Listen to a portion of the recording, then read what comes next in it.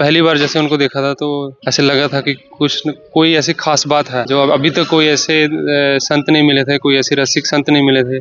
तो ऐसे लगता था कि महाराज बिल्कुल साथ में है और वो बता रहे हैं आपने यहाँ ये गलती की है। इस ब्रज रज लगाने से मेरे जो रिश्तेदार हैं तो मुझे ताने मारते थे और बन गया बड़ा संत, बन गया बड़ा संत। इस रूप में आप महाराज जी को देखते हैं? श्री जी ने उनको जो नाम दिया है वो प्रियवादिनी सखी का नाम दिया है। एक्चुअल वृंदावन है वो हमारी इन आंखों से ओझल है, लेकिन जो महाराज जी जो वर्णन करते हैं कि एक जो हमारे आंखों के सामने जो वृंदावन नहीं है, जो निकुंज रसा है, वो उसकी शोभा ऐसे है। तो वो शोभा सुन के ऐसा लगता है कि नहीं, वृंदावन बार बार आया जाए। एक जो सोच होती है उससे महाराज जी ने उस सोच को काफी बदला है, बहुत बहुत सोच को बदला है।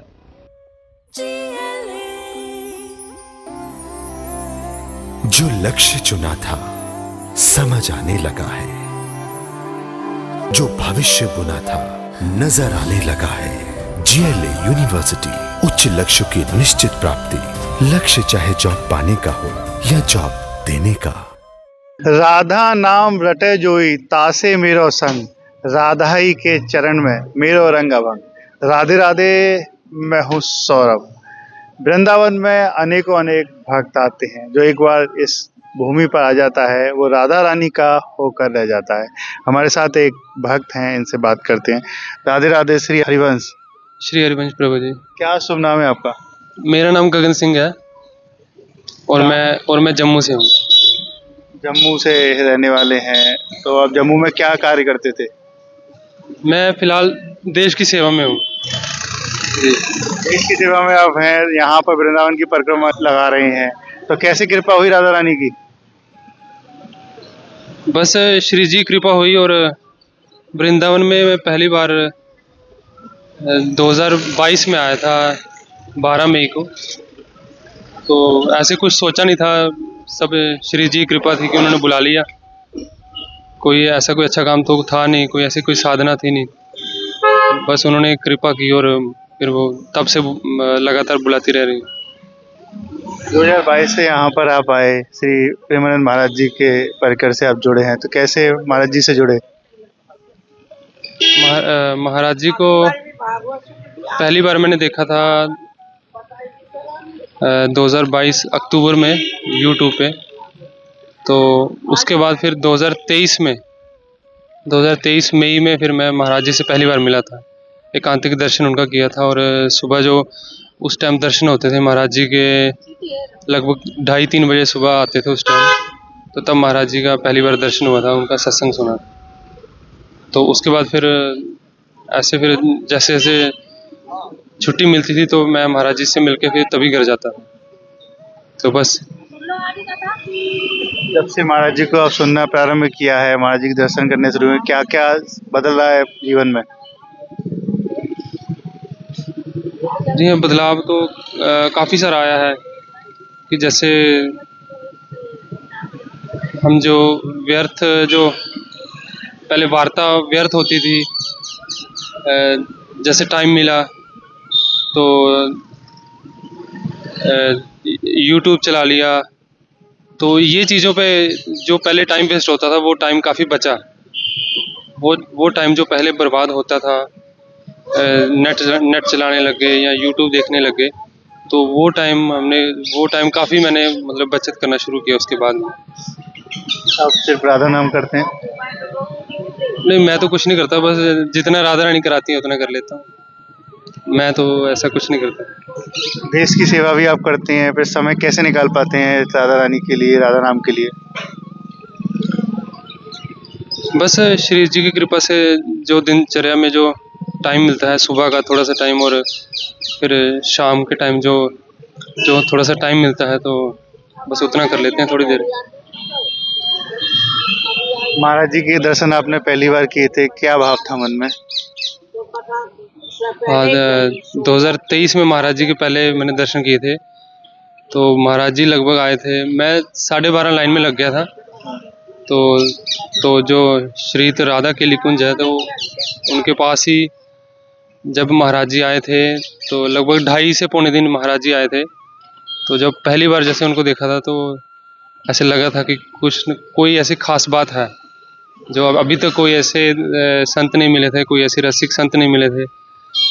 और उससे पहले जो महाराज जी का अक्टूबर 2022 से जो मैं महाराज जी को सुनता था, तो ऐसे लगता था कि जैसे महाराज जी ने लाइफ को कंट्रोल में ले लिया कि हाँ, आज आपने यहाँ, आपकी जो दिनचर्या रही, आपने यहाँ ये गलती की है, फिर उसमें ये सुधार होना चाहिए। तो ऐसे लगता था कि महाराज बिल्कुल साथ में हैं और वो बता रहे हैं।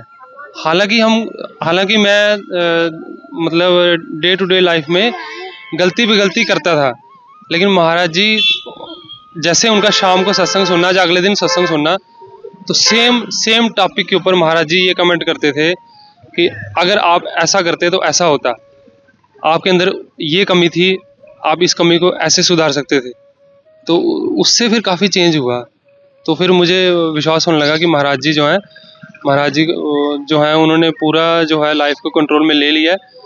बेशक वो एक डायरेक्टली या प्रत्यक्ष रूप से हमारे साथ शारीरिक तौर पे नहीं होते, लेकिन वो अव्यक्त रूप से वो हमारे साथ ही होते हैं और वो हमें देख रहे होते हैं कि हम कहाँ गलती कर रहे हैं।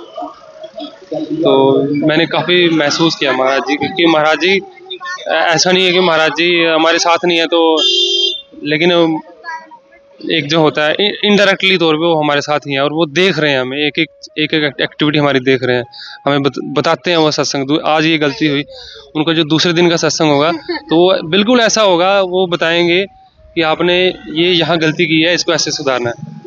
तो फिर जैसे जैसे महाराज जी का सत्संग में सुनता गया, तो वैसे वैसे फिर उनसे और ज़्यादा कनेक्शन जुड़ता गया। और अब ऐसे लगता है कि मतलब महाराज जी नहीं होते तो शायद जो एक दो बार वृंदावन आया, शायद वृंदावन आना मतलब भरोसा नहीं रहता। तो महाराज जी ने वृंदावन के प्रति, वृंदावन का जो निकुंज रस के बारे में जो भी उन्होंने वर्णन किया, और उसके प्रति इतना विश्वास बढ़ा कि हाँ, वृंदावन चाहे हमारी आंखों से जो एक्चुअल वृंदावन है वो हमारी इन आंखों से ओझल है, लेकिन जो महाराज जी जो वर्णन करते हैं कि एक जो हमारे आंखों के सामने जो वृंदावन नहीं है, जो निकुंज रस है, वो उसकी शोभा ऐसे है, तो वो शोभा सुन के ऐसा लगता है कि नहीं, वृंदावन बार बार आया जाए। तो वो जो एक वृंदावन की जो एक जो मैं बोलूँगा कि एक जो वैल्यू है, वो हमें हम लोगों को वो महाराज जी ने ही बताया कि इस जगह की कितनी वैल्यू है। जी। तो आप समझ गए, तो परिक्रमा भी लगा रहे हैं, तो परिवार में भी सब राधा नाम जपना शुरू कर रहे हैं, हो गया क्या? हाँ, मेरे घर पे शाम को मेरी मम्मी है और मेरी सिस्टर के 2 लड़के हैं, वो कीर्तन करते हैं राधा नाम का। हाँ, तो कीर्तन करते हैं, उसका ये प्रभाव हुआ है। और मैं वृंदावन से अपने घर में जैसे रसिक संत है, तो मैं काफ़ी मतलब उनका जैसे फ़ैन हूँ, मैं उनका फ़ैन हूँ। तो जैसे कुलभूषण, जैसे हरिवंश महाप्रभु हैं, आचार्य हैं, उनका मैंने काफ़ी चित्र अपने घर में लगाया है। महाराज जी के लगाए हैं, बड़े गुरुदेव उनका लगाया है। और जो भी सखियों के जो अवतार हुए हैं, मुझे भी इतना ध्यान भी नहीं आएगा, तो सबके वो मैंने अपने पूरे घर पे लगाए हैं। तो वो जो मैं वृंदावन से जैसे जैसे आता था तो मैं ले जाता था, और अपने उधर बाजार है वहाँ से उनको फ्रेम करा के और काफ़ी हर दीवार पे लगाया। तो जैसे बाहर आते जाते तो देखते हैं उनको, बड़ी ऐसे लगता है कि मतलब हम चलो असली रस आपको अब मिल गया। हाँ, असली रस तो नहीं मिला, असली रस तो नहीं मिला। बस ये है, बस वैल्यू पता है। जैसे एक हीरे की वैल्यू होती है, तो हाँ पता है कि ये हीरे की क्या वैल्यू होती है, कांच की क्या वैल्यू, हीरे की क्या वैल्यू, बस वैल्यू पता है, बस आप इतना समझ लो। पहले का जीवन कैसा था? पहले का जीवन नॉर्मल जीवन था, काफ़ी फ्रस्ट्रेशन थी, लेकिन जो एक थॉट प्रोसेस होता है उसमें काफ़ी चेंज हुआ है। एक जो सोच होती है, उससे महाराज जी ने उस सोच को काफ़ी बदला है, बहुत सोच को बदला है। ये महाराज जी की कृपा है। ब्रज रस का असली आनंद क्या है जो आपने लगा रखा? आनंद आता है ब्रज रस लगाकर?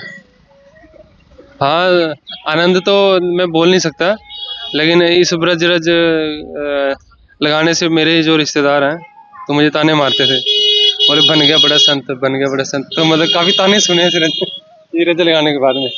और इस रज के तो क्या कहने, इस रज के तो प्रभु जी आप जानते हैं, आप ब्रजवासी हैं। देवता भी तरसते हैं इस रज के लिए तो। बिल्कुल बिल्कुल बिल्कुल। तो अब आते जाते रहते हैं कि यहीं पर ही कुटिया बना ली वृंदावन में? ना ना, मैं यहाँ नहीं रहता, मैं जम्मू में रहता हूँ। और जब भी राधा रानी कृपा करती हैं तो हाँ 1-2 दिन के लिए आ जाता हूँ जी। इस रूप में आप महाराज जी को देखते हैं? महाराज जी तो श्री जी की सखी हैं, और वैसे कुछ लोगों का ये भी कहना है कि वो श्री कृष्ण है। तो अपना अपना सबका भाव है। और महाराज जी ने बताया भी है कि जो मेरा जो श्री जी ने उनको जो नाम दिया है वो प्रियवादिनी सखी का नाम दिया है। तो मैं महाराज जी को सखी, मतलब सखी मानता हूँ, श्री जी की सखी है वो। राधे राधे, श्री हरिवंश। राधे राधे, श्री हरि।